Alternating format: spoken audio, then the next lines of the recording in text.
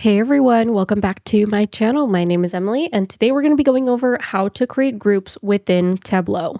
So groups can be a really great thing to show your data within a grouping that isn't necessarily already created within your data. So let's go ahead and do this with our subcategories here. So these are going to be all of our subcategories, and within our categories, there's only 3 of them.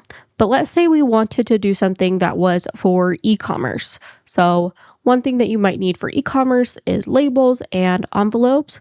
And let's go ahead and say storage as well. Let's go ahead and create those into an e-commerce group. So I'm going to go over here to subcategory and right click, then go to create and group.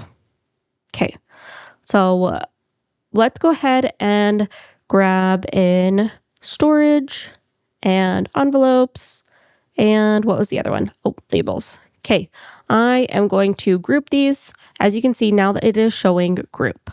Let's label this e-commerce bundle. Okay, now let's say that we have another one that we want to add in here. Let's say we want to add phones. So what I could do there is I just clicked on it, and then I'm going to add to the e-commerce bundle. I am going to click apply and then okay. Awesome. So now let's go ahead and get rid of this. And we do have our subcategory by group. You can see that we have our e-commerce bundle right here.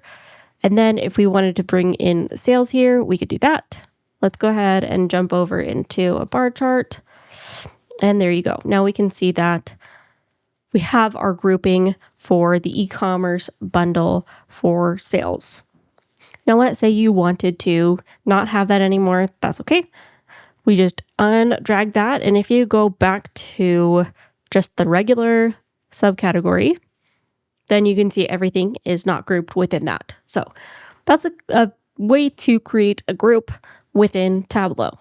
I hope that you found this video helpful. If you did, be sure to give it a like, subscribe. You can connect with me on LinkedIn at Emily Call MBA.